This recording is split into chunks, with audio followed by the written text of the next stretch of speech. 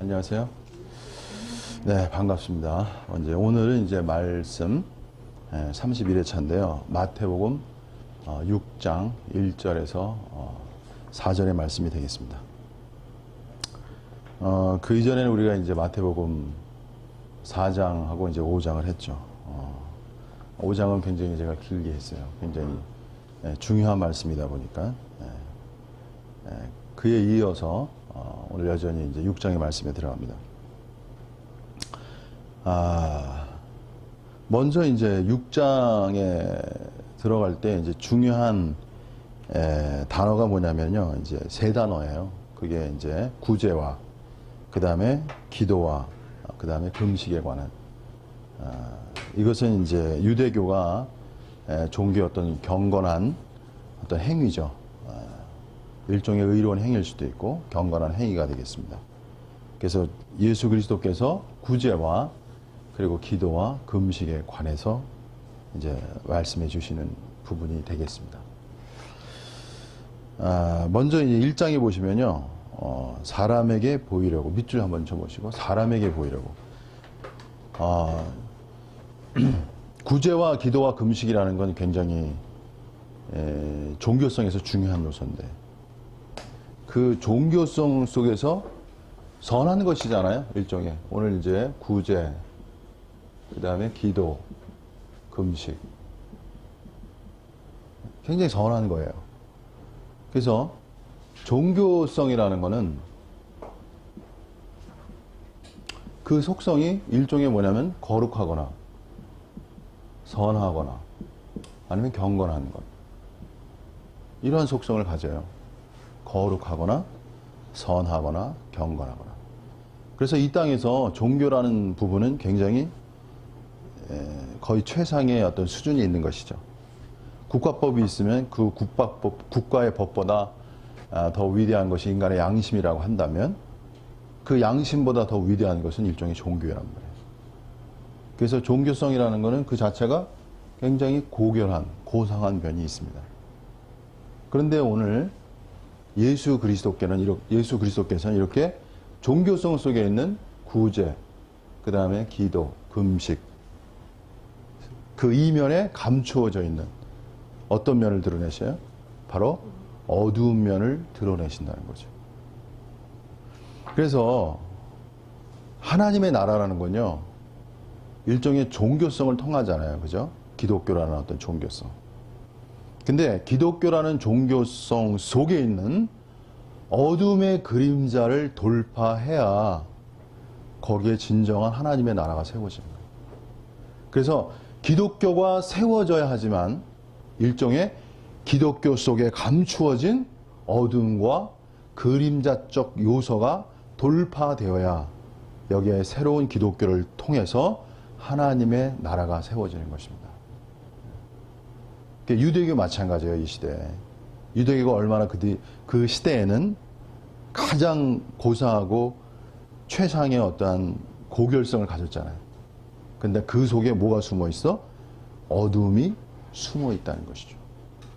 그래서 예수 그리스도께서는 이렇게 유대교 속에 감추어진 일종의 뭐예요? 종교의 죄성을 짚어내시는 거예요. 종교의 죄성 혹은 영성의 죄를 주님이 드러내신 거예요. 그래서 이러한 종교와 영성 속에 감추어진 죄가 돌파될 때 거기에 진정한 하나님의 나라의 의가 세워진다는 것이죠. 그래서 여러분은 종교를 알아야 돼요. 종교도 하나의 길이에요. 일종의. 그러나 종교 안에 갇히면 안 돼요. 종교의 어둠을 볼 수 있는 하나의 시야, 관점이 여러분에게 필요한 것입니다. 그래서 저는 특히 저는 이 부분에 대해서 많이 말을 하게 돼요. 과연 제가 하나님 앞에 어떤 사역을 할 것인가 계속 생각이 되더라고. 저희 연구소 이름이 미래 펜타신학이잖아요. 기독교의 미래성을 위해서 오늘 제가 이렇게 가르치고 있어요. 미래성. 기독교의 미래성. 기독교의 미래성이라는 건 뭐냐면은 기독교가 가진 어두운 그림자를 돌파해서 새로운 기독교로 나아가는 것. 그것이 하나의 비례성이에요. 그래서 참 마음이 한면에 어때요? 굉장히 한면에 사랑하는 이의 어둠을 봐야 되니, 예? 사랑하는 자의 어둠을 봐야 되니, 예? 어둠을 보지 않으면 어떻게 해요? 빛으로 나아갈 수 없어요. 모든 것이. 그러지 않아요? 인간사회라는 것은, 써보세요. 인간사회라는 것은 죄성이 있기 때문에요. 항상 빛 가운데도 어떤 것이 형성돼? 어둠이 형성된다는 거야. 그래서 빛으로 나아가려면 항상 이 어둠을 돌파하는 방식으로 빛으로 나아가야 돼요. 예수님께서 회개하라, 천국이 가까웠느니라 말씀하신 이 회개라는 관점이 뭐냐면 바로 인간의 뭘 지적하는 거예요?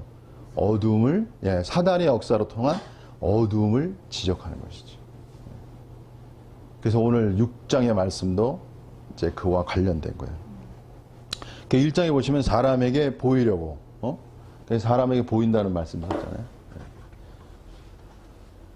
사람에게 보이려고, 그 다음에 너희 의를 행치 않도록 주의하라, 이렇게 말씀하셨어요. 그래서 일단은 먼저 인간에게 하나의 죄성을 말한다면 사람에게 보이려고 한다고 그랬잖아요.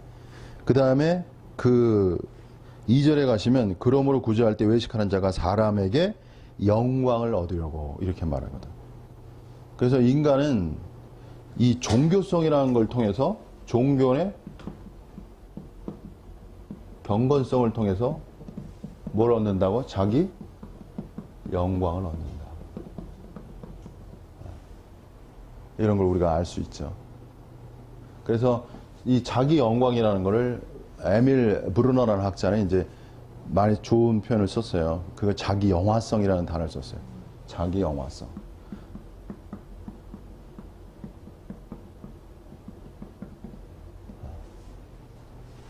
인간은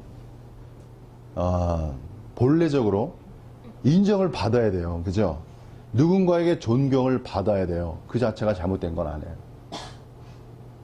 그러나 외식적인 방법으로. 외식이라는 건 뭐겠어요, 여러분? 그죠? 위선이라는 것은 겉과 속이 다르다는 거죠. 그러나 외식의 방법으로 자기 영광을 추구하는 것은 그건 하나님 앞에 의롭지 못한 것이 됩니다. 그래서 여러분이 그리스도인으로서요, 이 자기 영화성이라는 관점을 정확히 보셔야 돼요. 하나님은 인간을 뭐예요? 영화의 존재로 만들기 원하셔요. 글로리피케이션이라고 쓰는데 이미 하나님은 이제 로마서 같은 데 보면 영화롭게 하셨다고 그래요, 인간을. 결정론적 관점이에요. 근데 중요한 것은 뭐냐면 인간이 진정으로 하나님 앞에 영화로운 존재가 되기 위해서는 먼저 자신의 영화를 버릴 수 있어야 돼요. 이게 중요한 거예요, 여러분.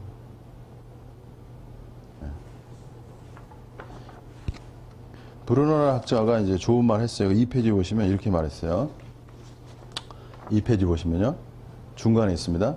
복음을 받고 그리스도를 영접하여 성령 안에서 중생한 자가 바로 인격에 있어서 거의 밑줄 쳐보세요. 자기 영화성에서 돌이켜. 그러니까 자기 영화성에서 돌이켜요. 일단. 자기 영화성에서 돌이켜 어디로 갔어요?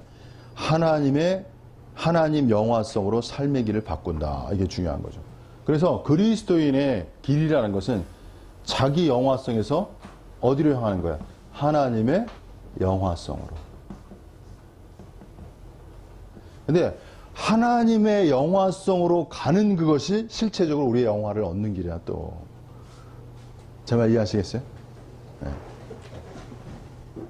그 다음에 이제 두 번째 뭐라고 그랬냐면, 스스로 주인이 되고자 하는 자의 인간의 원죄는 스스로, 동그라미 쳐보세요. 스스로야. 스스로 영화롭게 되려는 의지의 죄이다. 이렇게 말했습니다.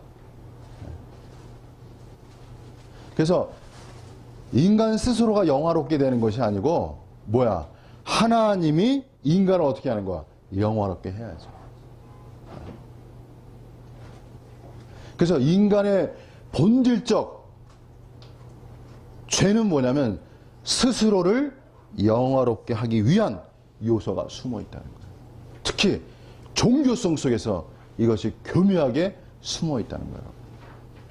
그리고 종교를 추구할수록, 영성을 추구할수록 뭐가 숨어 들어와? 자기 영화성이 교묘한 방식으로 숨어 들어올 수 있다는 거예요. 여러분 이거를 주의하셔야 돼요. 자기도 몰라요. 인간에게 위험한 게 뭐냐면요, 명예성이라는 거예요. 명예성. 근데 인간은 명예성을 취해야죠. 일종의 여기서 말하는 명예라는 것은 일종의 불의한, 정당하지 않는 명예성이란 말이에요. 인간의 죄로 인한. 그래서 인간에게는요, 이 명예심이라는 것을 여러분이 잘 이해하셔야 돼요. 존경과 명예라는 게 있죠.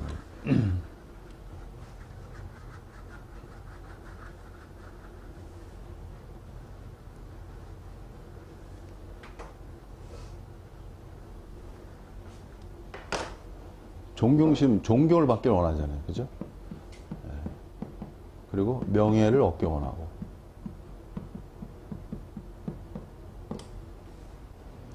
인간에게는 이제 보통 말하기를 인정욕구라고 해요. 인정받고 싶은 욕구가 있어요. 누구에게나. 누구나 칭찬받으면 좋잖아요. 그죠? 칭찬할 줄 아는 사람이 되어야 또 관계성도 좋아지고. 그래서 정당한, 일종의 정당한 존경심과 명예를 얻고자 하는 것은 틀린 건 아니에요. 당연히 그렇게 해야 되겠죠. 그죠?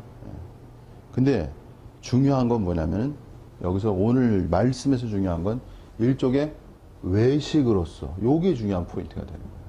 외식으로 존경과 명예를 얻는 그 자체가 문제가 된다. 외식이라는 건 뭐냐면요, 써보세요. 행위와 동기가 같지 않은 게 외식이에요. 밖에 행위는 하는데 동기가 그 동기가 아니야. 그래서 여러분은, 하나님은 사람의 뭘 본다? 중심을 보신다는 걸 아셔야 돼요. 중심을. 그래서 잠언서 16장 2절에 이런 말이 있어요. 사람의 행위가 자기가 보기에는 모두 깨끗하여도 여호와는 심령을 감찰하시느니라. 심령을 감찰한다는 건 뭐냐면은 모티브, 그의 동기의 무게를 달아본다는 말이에요. 영어 원문에 보면.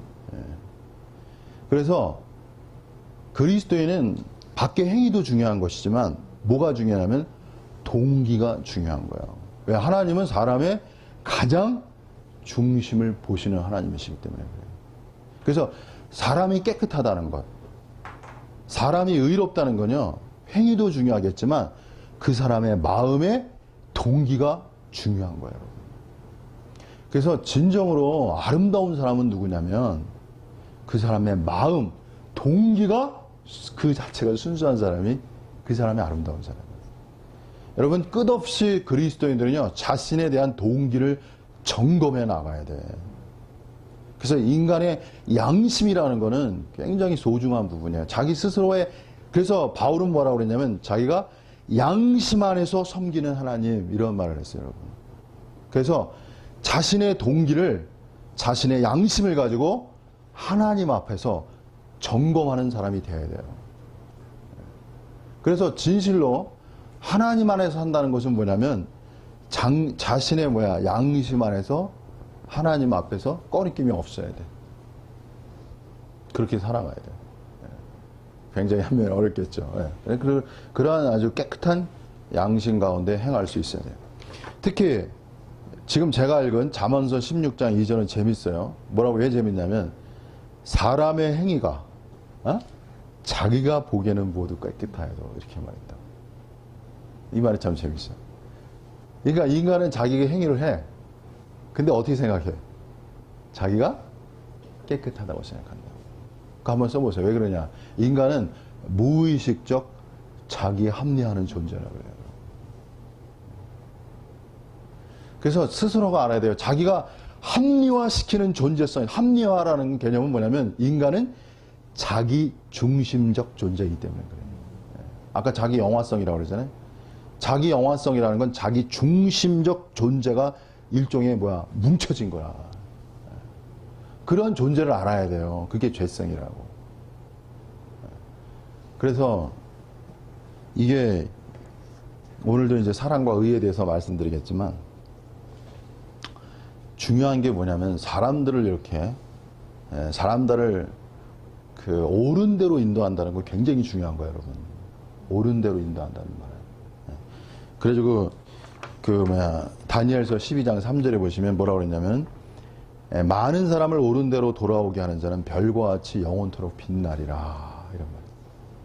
여러분 빛나고 싶으시죠? 예, 그것도 영원토록. 그럼 어떻게 하면 돼요? 사람들을 어디로 와? 옳은 대로 돌아오게 하는 거야. 오늘 저희의 이 공부는 뭐 하려고 하는 거예요? 사람들을 옳은 대로 돌아오게 하기 위해서. 그러니까 옳은 것이 뭐냐? 옳은 것이 뭐냐를 여러분 알아야 돼요. 자, 옳다는 것이 뭐예요, 여러분? 여러 가지 말할 수 있죠. 옳다는 건 이거예요. 오늘 제가 말씀드린 옳은 것은 하나님이에요, 하나님. 하나님. 하나님이 옳은 거야. 네? 하나님이 옳은 거야. 그래서 옳은 걸 봐야 돼. 옳은 것이 무엇인가를 봐야 돼. 자기 옳음이 아니고 하나님의 옳음을 봐야 돼요, 여러분. 이것이 중요한 관점이에요. 그래서 우리는 뭘 공부해요? 하나님의 옳음을 공부하기 위해서 뭘 공부해? 신관을 공부한다. 오늘 기독교는 믿음을 많이 강조하잖아요. 그죠? 그죠? 믿음 위에 무엇이 필요한 거야? 신관이 필요한 거야. 네. 오늘 무엇이 옳은지를 알기 위해서는요, 하나님을 알아야 돼요. 그리고 하나님을 알기 위해서는 반대편이 있어. 뭘 알아야 돼요? 사탄을 알아야 돼요. 사탄의 역사는 항상 어떻게 역사해요? 선한 것을 가지고 역사해요. 왜? 악한 거는 너무 뻔하기 때문에. 좋은 거. 그래서 사탄은 뭐라고 그래? 광명의 천사의 모양으로 온다고 그러잖아요. 여러분. 이 말을 기억해야 된다고. 그래서 사탄은 어떤 모양으로 와? 빛의 모양으로 오는 거야. 그래서 여러분이 어둠을 이해하려면 빛 속에서의 어둠을 볼 수 있는 눈을 가지셔야 된다는 거예요. 제가 누누이 말씀드리지만 오늘 여기도 마찬가지잖아요. 예. 구제 속에, 구제라는 건 뭐예요, 여러분? 구원이에요. 야, 오늘 많이 예, 말이 이렇게 답변이 세져서 좋아요, 심시현님이. 예, 이제 힘이 들어왔어요, 아주 힘이 좋아요. 구제라는 건 잘 보세요. 오늘 또 예, 구제라는 건 다른 말로 말하면 뭐예요? 가난한 사람들에게 베푸는 거잖아요. 본질은 뭐예요? 사랑이라는 거죠. 그죠? 근데 여기서 재미난 말 구절이 있어요. 뭐냐면은 1절에 보시면 사람에게 보이려고 그들 앞에서 너의 의를 동그라미 치세요. 행하지 않도록 주의하라. 이렇게 말씀하셨잖아요. 의라고 말씀하셨죠? 그렇지 않으면 하늘에서 계신 너희 아버지께 상을 얻지 못하리라. 그러므로 그 다음에 뭐야? 구제할 때 외식하는 자가 사람의 영광을 얻으려고 회당과 거리에서 하는 것 같이 너희 앞에 나팔을 불지 말라. 자, 그러면은 여기서 중요한 거, 구제라는 건 뭐라고요? 사랑이에요. 근데 그 앞에 뭐라고 그랬냐면은 의를 행하지 않도록 주의하잖아요. 의를. 그러면은 사랑이라는 구제를 앞에 의를 말씀하시고 그 다음에 구제 말씀하셨죠. 그러면 구제의 성분 속에는 사랑의 요소가 있지만 또 어떤 요소가 있는 거야? 의의 요소가 있다는 거예요. 제 말 이해하시어요? 그러잖아요. 여기 사랑을 사람에게 보일 그 다음에서 너의 사랑을 행쳐 이렇게 말씀하지 않고 뭐라 그랬어요? 의를 행하지 않도록. 의를 행하라는 얘기죠. 그러면서 뭘 말씀하신 거야? 구제라는 걸 말씀하셨잖아. 우리는 구제는 겉으로 보면은 사랑이지만 내면에 보면 거기에 무슨 요소가 있다는 거야? 의의 요소가 있다는 거야. 제가 이것이 기독교의 위대성이라는 거예요, 여러분. 기독교의 위대성은 뭐냐면요. 하나님의 사랑 속에 뭐가 내포되어 있다? 의가 내포되어 있다는 이 관점이 중요한 거예요, 여러분. 여러분, 이 땅에 사랑도 많아요. 그죠? 사랑 너무 많습니다. 그러나 불의한 사랑도 있어요, 없어요? 보세요. 무리한 사랑이 있어요, 없어요? 사랑은 맞잖아요. 사랑하는 건 요새 많이 많잖아. 뭐라 그러지? 내가 하면 로맨스, 네가 하면 그거 뭐라 그러잖아요. 그죠? 예? 그러니까 그렇지만 사랑이라는 개념 속에는 다 사랑이 용서받을 수 있는 게 아니야. 사랑이라는 속에 뭐가 내포되어야 돼? 의의가 있어야 된다는 얘기예요. 이 말을 여러분 명심하셔야 돼요. 그러면 제가 여기에서 더 말씀드리고 싶어요. 과연 오늘날 하나님은 어떤 의의를 가진 사랑을 하기 원하시는가? 궁금하잖아요. 그죠? 그래서 제가 지난 시간에 성부는 의로서의 율법을 말씀하시고 성자는 무조건적 사랑을 말씀하시는데 성령적 관점에서는 무슨 사랑이 필요하다? 창조적 사랑이 필요하다고 그랬잖아요. 그죠? 그럼 오늘 제가 이 사랑에 대해서 좀 확대 해석하는 거예요. 구제를 넘어서. 오늘날 많은 사람은 사랑의 문제가 굉장히 중요하단 말이에요. 근데 이 사랑 속에는 뭐가 있어야 돼? 의의 요소가 포함되어야 된다고. 그죠? 모든 사람을 대하는 거야. 가난한 사람들에게 무조건 퍼주는 것도 사랑이지만 계속 퍼줘? 그건 아니잖아요, 여러분. 그죠? 가난한 사람들, 뭐라 그러지? 그 사람들 요새? 그리고 이렇게 밖에서 노숙자들. 그냥 퍼주기만 해? 사랑이죠? 그러나 중요한 것은 그들에게 뭘 줘야 돼? 자립할 수 있는 힘을 줘야 이게 진정한 사랑이지. 다만 퍼주는 게 사랑이 아니고. 맞잖아요. 그죠? 그럼 제가 여기서 한 단어를 여러분이 쓰고 싶은 거야. 그게 뭐냐면 타인을 사랑할 때요. 이 타인에 대한 사랑의 성분 속에서는 뭐냐면은요. 그 사람을 갖다가 그 사람을 어떻게 해야 돼? 쉽게 말하면 타인에 대한 사랑 속에는 일종의 뭐냐면 그 타인에 대한 그 타인에 대한 뭐라고 해야 되나? 새창조적 관점. 여기 중요한 거예요. 가정도 마찬가지라고. 가정 얘기하면 쉬워요. 자녀를 사랑하지만 그 사랑 속에 뭐가 있어야 돼? 자녀를 온전한 인간으로 뭐해야 돼? 세워야 되는 거야. 이게 중요하다는 거예요. 이게 의의라는 거야, 일종의. 하나님 앞에. 하나님의 의의는요, 새 창조예요. 하나님을 닮아가는 새 창조. 이게 하나님의 의의라고. 여기에 포커스가 있어야 돼. 사랑이 중심성, 사랑의 목표성은 그 사람을 어떻게 한다? 하나님 앞에 세워가는 사람을 세워야 돼. 이게 목적성이야. 일종의. 이게 있어야 돼요, 여러분. 예수님 보세요. 예수님 뭐라 그랬어요? 나보다 아비나 자녀나 아내를 사랑하는 자는 뭐라 그랬어? 합당치 않다고 그랬잖아요. 이거 어떻게 설명할까요? 네?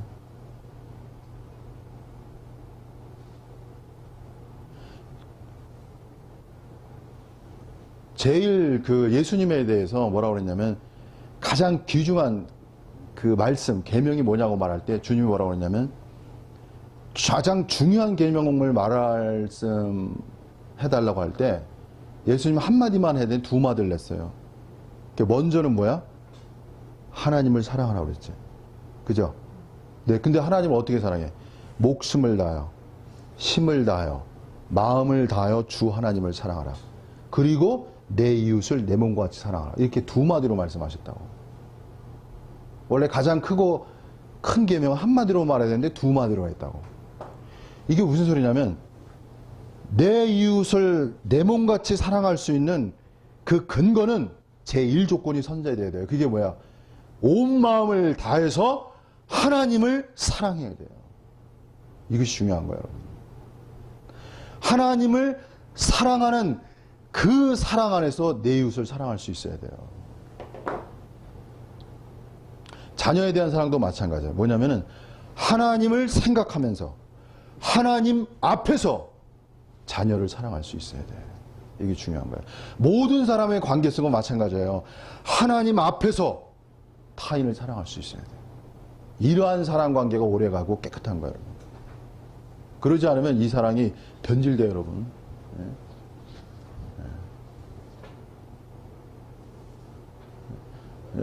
네. 그래서 사람과의 관계, 그리스도인의 사람과의 관계성은 1대1의 관계가 아니야. 네? 1대1의 관계가 아니라고. 가운데 누가 있어야 돼? 하나님이 있어야 돼요.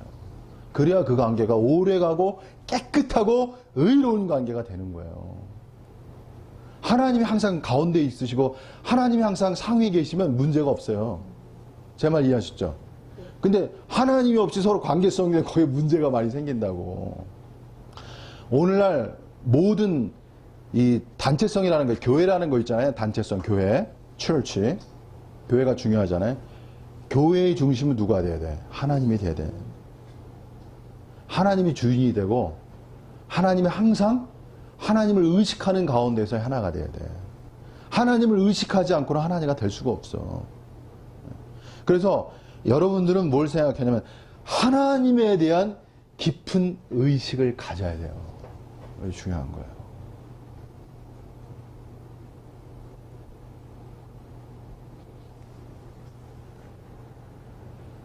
자, 그래서 여러분에게 다시 한번 말씀 정리하면 여러분이 사랑하시되 어떠한 식으로 사랑해야 된다?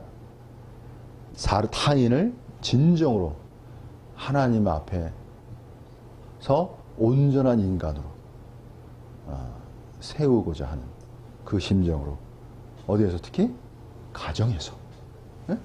가정에서 이렇게 여러분 사랑하셔야 돼요. 이런 사랑이 아니면 뭐 의미 없는 사랑, 목적성이 없는 사랑이 되는 거야. 네. 근데 또 주님은 기묘하게 말씀하셨잖아요. 뭐예요? 나는 화평케 하라 한 것이 아니고 뭐라 그랬어요? 네? 불화하기 위해서 왔다 그랬잖아. 그래서 내가 뭘 준다 그랬어? 검을 주러 왔다 그랬잖아요. 어떻게 해석할 거야 이게? 이게 신의 말씀, 이게 하나님의, 이게 기독교의 위대성이라니까 여러분. 가정에 뭘 주러 왔어? 검을 주러 오셨대. 이게 말이 안 되는 말이잖아. 비상식적인 말이잖아. 안 그래요 여러분? 가정이라는 건 화평을 추구해야 되잖아요. 그죠? 근데 주님은 어떤 말씀에 역의 말씀을 하신다는 걸 여러분 아셔야 돼. 역의 말씀을. 거기 써보세요. 의가 세워져야 온전한 화평이 오는 거야. 의가 있는 곳에 뭐가 있어? 화평이 있는 거야 여러분. 모든 단체는 뭘 주의해요? 법이라는 걸 주의하잖아. 법이 있어야 화평이 오는 거야 인간은. 죄성이 있기 때문에요. 그래서 여러분이 항상 가정에서나 어디서나 사랑이 있어야 되지만 뭐가 동시적으로 있어야 돼? 의가 있어야 돼. 그리고 의가 있는 사랑이 진실한 사랑이 되는 거야. 그리고 타인을 위한 사랑은 타인을 세우는 사랑이에요, 여러분. 여러분 이걸 꼭 아셔요. 부모들은 뭐예요? 자녀에 대해서 매를 들어야 안 들어? 들을 수밖에 없는 거야. 왜? 의가 있어야 되기 때문에. 훈육이라는 관점이 있는 거야. 그러지 않으면 인간은 세워지지 않아.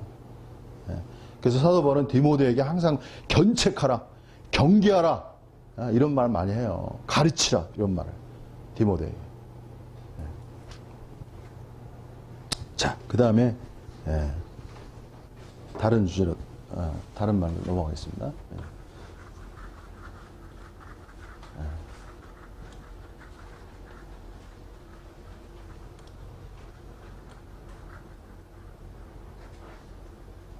자, 종교성.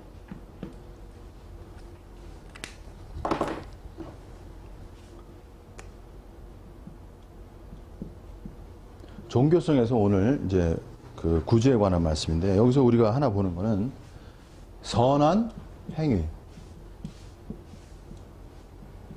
그 속에 뭐가 숨어 있다고? 악한 동기. 여기 종교성이 갖는 위험성이라는 거예요. 종교성 속에 겉으로는 뭐가 있어요? 선한 행위가 있죠. 구제라는. 그러나 그 속에 뭐가 있어? 자기 영화성을 위한 악한 동기가 있다. 이게 종교성이에요. 그래서 여러분 항상 이 외식이라는 거는 이 외식이라는 관점이 뭐냐면 이렇게 선한 행위지만 악한 동기, 이게 분리되는 거야. 그래서 겉과 속이 다르다는 거야. 그래서 외식이 히포크리테스라는 그 언어에서 나온 건데요. 이게 뭐냐면 영국 배우를 말하는 거예요, 원래. 이 뜻이. 근데 이 영국 배우는 뭘 했냐면 항상 가면을 썼다고 해요. 그래서 외식이라는 건 뭐야? 일종의 가면이에요. 가면이라는 건 뭐야? 속과 겉이 다르게 보이는 게 가면이잖아. 근데 종교는 종교성 속에서 우리가 깨어 있어야 되는 게 뭐냐면 항상 겉은 어떻게? 종교성은 겉은 선해. 그죠? 근데 속은 뭐가 숨어 있어? 악이 숨어 있다는 거야. 그래서 예수님의 외식자에 대한 아주 놀라운 은유, 메타포를 때리셨는데 그게 뭐냐면 회칠한 무덤이라는 말이 아주 기가 막힌 말 아니에요. 회를 칠한 무덤이란 말. 네? 외식자들에서. 회칠한 거 아시죠?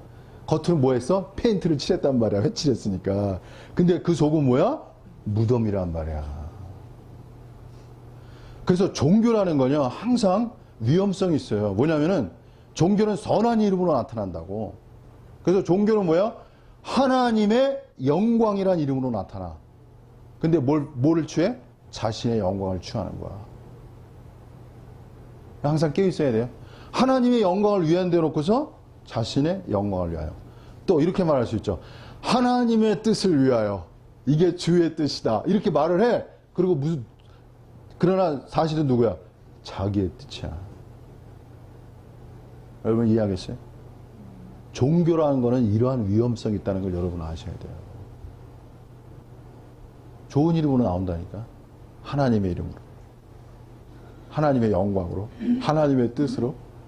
근데 내용은 뭐야? 알맹이는 자기의 이권을 취하는 거야. 자신의 얻을 것을 얻어가는 거야. 항상, 그래서 저는 항상 제 자신이 항상 깨이게 되는 거야. 네, 누구에게나 자유로운 인간은 없어요. 그죠? 네, 누구에게나 자유로운 인간은 없어. 그래서 욥기가 말한 대로 죄 가운데 핵이 하나이다. 죄 알죠? 죄를 뿌리고 해. 죄. 그 타다나무 죄를 갖다가 옛날 그 이스라엘 민족은 그 회개할 때 죄를 뿌렸거든. 죄. 예? 옷을 찢고 이렇게 해서 회개를 했단 말이에요. 예.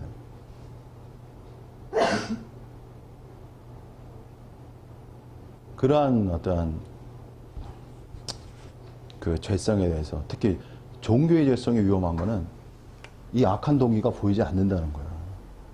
내면이 안 보인다는 거야. 워낙 왜? 포장을 잘해가지고. 겉이 너무나 화려하고 회칠한까지 말했잖아. 그러니까 예수님이 그 당시 오셔가지고 바리새인에 대해서 그렇게 말을 하지 않으면 바리새인의 외식에 대한 거를 낱낱이 볼 수가 없다는 거야. 그래서 참된 선지자라는 건 뭐예요? 참된 선지자는 오늘날 이 시대에 참된 선지자라는 건 뭐냐? 의식을 드러내는 것이 참된 선지자 사실은. 선 속에 악을 드러낼 수 있는 사람들이 참된 선지자가 되는 거예요. 그러니까 돌맞을 각오를 해야 되는 거야. 그러니까 핍박받는 거 아니야. 어? 핍박받는다. 마태복음 우리가 했잖아요. 그죠? 악한 이름 듣고 핍박받는 그 사람에게 복이 있다고 했잖아요. 항상 참된 말을 하는 곳에는 뭐가 역사해? 진리가 드러나는 곳에는 뭐가 역사해요? 사단의 저항이 오게 되는 거예요. 그러나 그런 사람에게서 뭐가 있어? 하나님의 거기 상이라는 개념이 중요한 거예요. 상이 큰 거예요. 그래서 오늘 이어서 하나 더 말씀드리면 거기 계속 상이라는 말씀을 하시잖아요. 그죠? 거기 하늘에 계신 너희 아버지께서 상을 얻지 못하느니라. 상이라는 거예요. 그러므로 구제할 때 외식하는 자가 사람에게 영광을 얻으려 회당과 거리에서 하는 것 같이 너희한테 나팔을 불지 마라. 진실로 너희에게는 너희가 자기 상을 이미 받았음이니라. 상이라는 개념이 있어요. 그래서 그리스도인들에게는 상이 먼저 나오는데 이 상이라는 것이 누구의 상을 받는 게 좋겠어? 세상에서 상을 받는 게 좋겠어? 하나님께 상을 받는 게 좋겠어요? 얘는 제가 당할 길이 없어요. 근데 세상에서 고난을 받으면 하늘에 대해서 상이 큰데 어떡하지 또? 이런 면도 있어요, 여러분. 성경에 나중에 말씀드렸지만 고난이 있으면요 상이 더 커요. 이거 어떻게 해석할까요, 여러분? 자, 어떤 걸 원하겠어요? 뭘 원하시겠어? 예? 아주 지금 정답을 얘기했는데, 예. 세상에서의 고난이 있지만 이 고난이 현재 잠시 받는 환난에 경한 것이 장차 올 영광에 중한 것과 좋게 비교할 수 없도다. 이게 사도 바울의 말이거든. 그러니까 현재라는 건, 현재에 있는 거는 잠시 받는 거야. 그리고 환난이라는 것은 알고 보면 경한 거야. 가벼운 것이라는 거야. 근데 장차 올 영광은 어떻다는 거야? 중하다. 무게가 있다는 거야. 그리고 뭐라고 그랬어? 영원한 거야. 여러분 뭘 원하시겠어? 네? 영원한 거 원하시죠? 그래서 영원한 영원한 영광. 여러분 영광이라는 단어가 제가요 힘이 없다가도 힘이 생기는 비결이 있어요. 그게 뭐냐면 영광이라는 단어야. 네. 저는 영광을 어떻게 여러 개 설명할 길이 없어. 영광이라는 단어가 언어잖아요. 그죠? 근데 영광이라는 단어를 실체화시켜봐. 그건 이루 말할 수 없는 경지야. 경지의 영역이라고 여러분. 하나님의 글로리. 하나님의 영광이라는 거는. 네? 그래서 일종의 역대 하나님께 쓰임받는 종들은요, 하나님이 좀 신비한 체험을 주셨어. 네? 신비한 체험을 주신다고. 네. 그래가지고 그들이 하나님의 영광의 어떠한 그런 거 있잖아요. 그 고대 진짜 실화인데 뭐냐면은 순교자가 이제 물에 빠져 죽는 거야. 물에 빠져 죽는데 그 이건 실제야. 실제 이야기인데 로마 군사가 물에 빠져 죽는 그 사람이 죽는데 그 로마 군사가 순간 그 사람들의 얼굴을 보면서 하늘의 영광을 본 거야. 그 순교하는 모습 속에서 하늘의 영광을 본 거야, 이 사람이.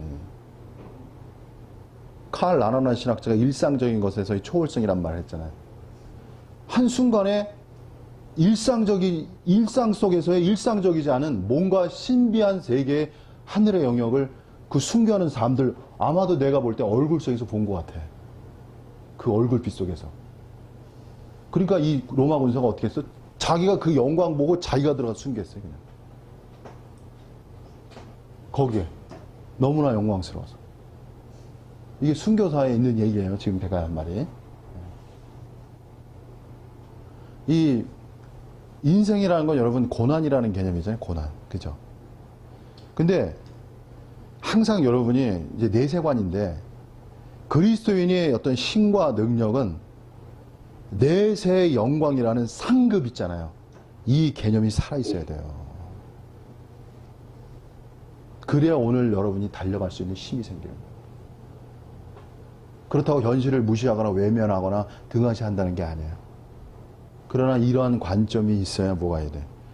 그러니까는 뭐야, 모세도 뭐야, 모든 영광을 버렸잖아요. 히브리서에 보면. 왜? 하나님이 주시는 상의 영광을 모세가 알았기 때문에. 모세가 왜 다 버릴 수 있어요? 모세는 애굽의 왕자였잖아요. 그죠? 근데 그 왕자로서 받을 수 있는 그 락이라는 게 있어요. 줄길 락. 근데 모세는 거기다 뭐라고 했냐면 죄의 낙이라고 그랬어요. 죄의 낙. 근데 그런 거를 모든 걸 다 버리고 어떻게 했어? 과감히 하나님의 고난의 길을 택했잖아요. 광야로 그냥 갔잖아, 그냥. 네? 모세가. 그건 뭐냐면은 하나님의 영광의 어떠한 것을 봤기 때문에 그렇게 갈 수 있었다는 거야. 그래서 여러분도 마찬가지예요. 하나님의 주시는 상이라는 관점이 열려야 오늘 이 시대에 기꺼이 우리가 뭐 할 수 있는 거야. 일종의. 네? 예, 순교적 희생이라는 단어가 중요해요. 희생. 그리고 뭐야? 헌신이라는 단어가 중요한 거지. 그래서 여러분 희생이라는 단어, 여러분이 희생할 수 있고 봉사할 수 있고 헌신할 수 있는 내적 파워는 하나님이 주시는 상급이라는 개념이에요. 이것이 살아있어요. 네? 그러니까 이걸 알아야지. 그러니까 이게 참 설명하기가 어려워. 영광이라는 개념도 어려워. 근데 이 영광이라는 단어가 단어잖아. 실체가 없잖아. 체험한 사람만 알 수 있는 거예요. 그렇죠. 그러니까 뭐냐면 체험하지 않은 사람들은 어떻게 해야 돼? 그냥 믿어야 돼. 근데 그 믿음을 더 하나님은 귀히 여기시는 거예요. 그래서 역대로 일종의 하나님께 예배소서에 보면 사로잡힌 자들이 나오잖아요. 그죠? 죽게 사로잡힌 자들. 저는 이렇게 말씀드리고 싶은 거야. 하나님께 사로잡힌 자들은 주로 하나님의 영광의 어떠함을 안다고 해야지. 왜냐면 하나님의 영광의 그 실체가 있어야 자기 영화성을 버릴 수 있어. 자기가 영화를 추구해서 다른 세계에 인정받아서 영화를 추구하는 것과 하나님이 우리에게 주시는 영화는 달라요. 영역이 다른 거예요. 인간이 다른 사람에게 존경받고 뭔가 명예를 얻어서 얻는 그 영화성 있잖아요. 그 영화성의 느낌과 하나님이 우리에게 주시는 그 영광의 어떤 실체를 주시는 거 있잖아요. 그건 다른 거예요. 그리고 제가 한마디 드리겠습니다. 비교할 수 없어요. 정말 비교할 수 없는 거예요. 그래서 이 하나님께 대한 헌신과 이 하나님을 향한 어떤 충성 이런 거 있잖아요. 이거는 그 자체가 그것은 뭐냐면 하나님께 자신을 드릴 수 있다는 그 자체가 너무나 영광스러운 길이기에 기꺼이 모든 걸 버리는 거야. 제 말 이해하시세요? 네? 교수님 또 이래가지고. 그러니까 저도 마찬가지예요. 정 목사도. 제가 대학교 3학년 때 소위 말하면 저한테 뭐 세상을 버리라고 아무도 이렇게 얘기하지 않았어요. 세상을 버리라고. 그런 말이 없어요. 근데 기묘한 게 있어요. 뭐냐면 하나님의 영광을 보잖아. 그럼 세상의 영화가 버려지는 거야. 제 말 이해했어요? 네? 진짜 좋은 게 가장 최고의 것을 갖게 되면 나머지는 버리게 돼 있다고. 그래서 아리스토텔레스가 멋있는 말 있잖아요. 높은 형상을 위해서는 낮은 형상을 버린다는 말이 있잖아. 네? 높은 형상을 본 사람은요, 낮은 형상을 버리게 돼 있다고. 오늘 여러분에게 신관을 가르치잖아요. 신관을 말씀드리는 건 뭘 우리가 보여주려는 거야, 제가. 하나님의 최고의 그 형상이라는 단어는 좀 부정적인 용어죠. 어쨌든 하나님이 최고의 형상적 관점을 보여드리는 거야. 인생에 있어서. 다 누구에게나 목표와 인생의 어떤 인생관이라는 거 있잖아요. 인생관.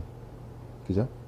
근데 하나님으로 인한 최상의 어떤 형상이라는 형상. 인간이 가질 수 있는 최고의 형상적 관점이 있으면, 예? 자기가 생각한 낮은 관점의 형상들은 버리게 돼 있다고. 그래서 신관을 배우는 거예요. 그만. 너무 많이 하면 어려우니까. 자, 그 정도 하시고. 자, 그 다음에 넘어가겠습니다. 그 다음에요. 2절에 보시면 재밌어요. 그러면 구제할 때 외식하는 자가 사람의 영광으로 회당과 거리에서 하는 것 같이 너희 앞에 나팔을 불지 말라. 그러니까 이 나팔은 왜 나팔을 부냐면요. 일종의 사람들을 구제하려면 사람들을 모아야 되잖아. 그죠? 그러려면 모으려면 뭘 해야 돼? 그때 나팔을 부는 거야, 일종의. 나팔을 불어서 사람을 모으는 거야. 그러니까 나팔을 불어서 사람 모으는 거는 뭐 어때요? 틀린 게 아니잖아. 그죠? 누가 봐도. 근데 또 기묘해. 나팔을 불 때 뭐한다? 나는 구제한다가 되잖아. 그죠? 그러니까 재밌어요. 그러니까 종교적 행위라는 거는 나팔을 분다는 거 할 때 굉장히 틀린 게 아니잖아요. 굉장히 합리적? 타당성이 있다고. 예. 타당적이야. 나팔 분 게 틀린 게 아니야. 근데 아무리 타당해도 그 속에 뭐가 또 들어와? 거짓이 들어올 수 있다 이거지. 나팔을 불지만 내면에는 나는 지금 구제하고 있어. 선전이 되잖아. 그죠? 그래서 종교적 행위 속에서는 아무리 그것이 타당하다 하더라도 항상 뭐가 더 중요하다고요? 동기가 중요하다는 걸 여러분이 꼭 이해하셔야 해요. 그래서 사람이 깨끗하다는 건 동기가 깨끗한 거예요. 그래서 외식하지 않는다는 건 겉과 속이 다르지 않다는 거예요. 그래서 사람이 정직해야 돼요. 정직해야 되는 거예요. 저는 이제 하나 안타까운 건 뭐냐면, 오늘날 교회에서 성직자가 되는데, 성직자가 된단 말이에요. 근데 성직자가 되려는 것이 진짜 사명감, 콜링, 부르심을 받아서 정말 사명감이 있어서 성직자가 되는 것인지, 아니면 할 게 없어서 좀 더 편안하게 또 존경받는 위치에 서서 하려고 그러는 건지. 나는 이런 거에 대한 아주 그냥 점검이 필요하다고 생각해. 그래서 어떤 데는 세습까지 하면서 자식을 어떻게 하려고 그래? 목사로 세우는 거야. 오히려 세상에 가서 인간이 철들려면 제가 말씀드리지만 뭘 해야 돼요? 노동을 해야 돼요. 노동을 하지 않으면 인간은 철들지 않아요. 그리고 노동성 속에서 인간은 겸손을 배우게 되고 타인을 더 이해하고 공감한다니까. 거기서 배울 게 너무 많아요. 저도 한 30년 동안 노동을 했어요. 어머니 밑에서. 진짜로. 근데 그 당시에는 몰랐어요. 왜 내가 지금 잘 나가야 되는데 항상 이렇게 노동성을 하고 있는지. 네? 근데 노동성을 해야 그 사람의 마음이, 그 정치인들도 그러잖아요. 나는 서민 출신이라고 말하잖아요. 정치인도. 그게 무슨 소리냐면, 서민 출신이 뭘 알아? 서민의 마음을 안다는 얘기야. 서민이 안 돼 보면 어떻게 마음을 알아? 요새 갑질이라고 매스컴이 많이 떠들어대잖아요. 그 왜 그래? 서민이 안 돼 봐가지고 서민의 마음, 을이 안 돼 봐가지고 을의 마음을 모르는 거야. 진짜 을의 마음을 알면 갑이 안 되지. 어떻게 보면 갑이라 하더라도 을을 이해해주고 포용해주고 그런 사회를 원하는 거 아니에요, 그죠? 누구나. 예? 그래서 제가 이게 이래요. 뭐냐면 노동성이라는 걸 통해서, 노동성이라는 건 뭐냐면은 일종의 정말 이렇게 몸이 아파도 노동해야 되는 거 아니에요. 그죠? 네? 피곤해도 노동을 해야 되는 거 아니에요. 힘들어도 노동을 하고. 여러분, 아까 제가 사랑을 얘기했잖아요. 사랑이라는 건 뭐냐면요, 노동성과 관련이 있는 거야. 노동은 왜 해요, 여러분? 사실은 나도 먹고 살아야 되지만 우리 가족을 위해서 노동하는 거 아니에요, 그죠? 그러니까 노동성이라는 것이 진정한 사랑의 이야기하고, 원래가. 그래서 아까 제가 목사님 얘기했지만, 이 성직자는 한면에 노동을 배워야 돼. 노동을 배워서 자기 스스로 일하고 돈 버는 걸 알아야 성도들이 얼마나 어렵고 힘든 가운데 물질을 드리는지를 깊이 이해할 수 있다고. 이걸 모르면 사람이 타락하기가 쉬운 거야, 여러분. 대접받기 원하는 것이 인간의 속성이라고.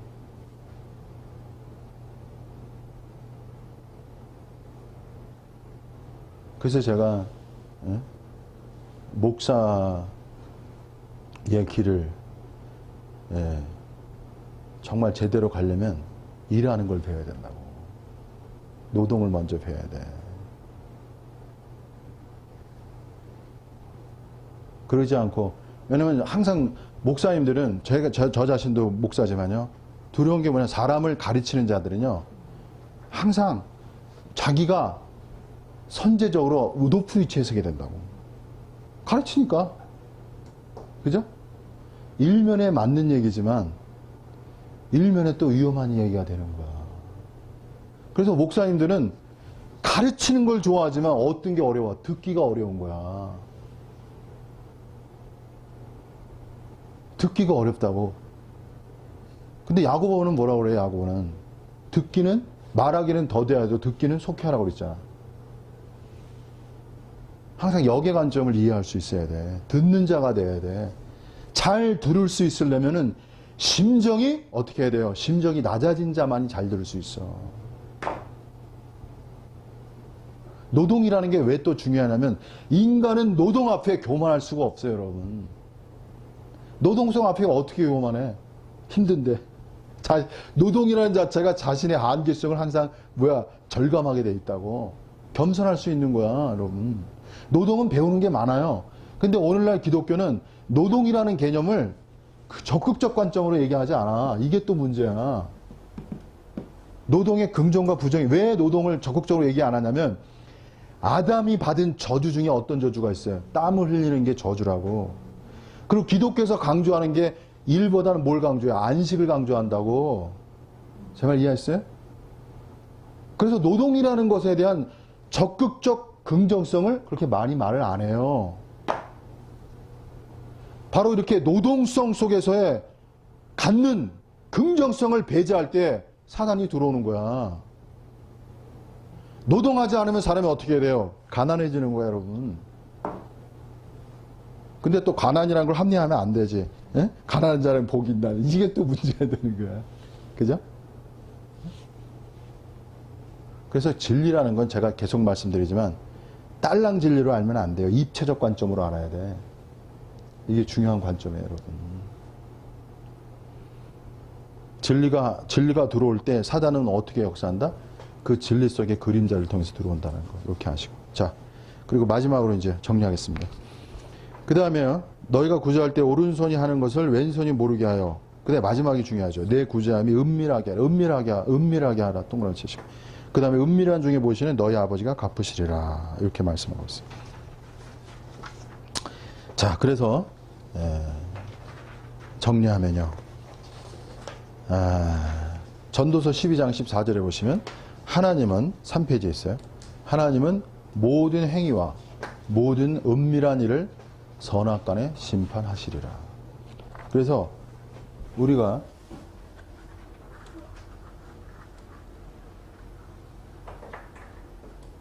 은밀한 걸 보이시는 하나님, 은밀한 거.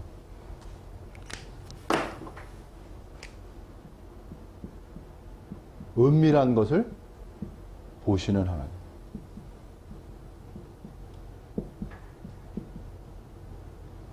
그래서 사람이 투명하려면, 깨끗하려면 은밀한 것, 자기만이 감추어진 은밀한 거 없어야 돼요. 부정한 은밀한 일이 없어야 된다고. 그걸 하나님이 보시는 거예요. 그리고 여러분이 인간사에서 정말 남들이 모르는 게 있어요. 남들이 모르는 게 있다고. 나만 아는 게 있어. 그리고 아름다운 건 뭐냐면 하나님과 나만이 아는 은밀한 선한 것들, 이런 것이 여러분이 많아져야 돼요. 이것이 아름다운 그리스도인이에요. 그러니까 그리스도인들은요, 드러나는 것이 있지만 감추어지는 것이 있어야 돼요. 저도 마찬가지예요. 제가 안다고 다 얘기하는 게 아니에요. 감추어지는 게 있어야 돼요.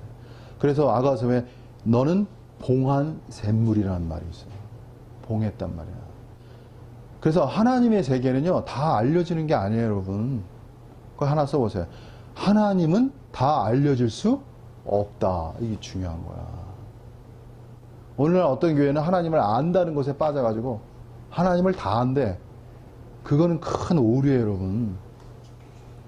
다시 말씀드리지만 예수 그리스도도 모르는 게 있었어요, 없었어요? 있었잖아. 이게 기독교의 위대성이라고 그랬잖아요. 어떤 단체는 다 알아. 다 안다고 할 때 뭐가 일어나? 그 지식에 고정화가 일어나요. 다 안다고 말 때 고정화가 일어나고 더 나아갈 수가 없어. 발전할 수가 없어. 그리스도인이 무한 발전할 수 있어야죠. 그 이유는 하나님은 다 알려질 수가 없는 거야. 알아도 끝없는 지식과 알미 하나님의 세계라는 거예요, 여러분. 진짜 그래요, 하나님.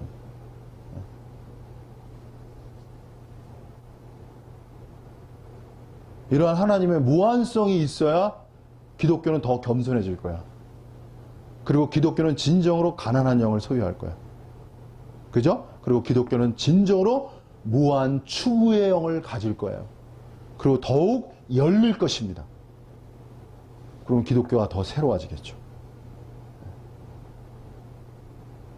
그래서 어쨌든 마지막으로 여러분이 하나님은 모르시는 것이 있다 없다? 없다 이렇게 말할 수 있어요. 여러분의 속에 그 은밀한 선한 것 그거 다 아셔요. 그리고 여러분 속에 악한 것 그것도 다 아셔요. 그래서 여러분이 정말 여러분 속에 저는 은밀한 정말 하나님만 아는 아름다운 선한 이야기가 여러분 속에 많아지길 바랍니다. 오늘 여기까지 하겠습니다.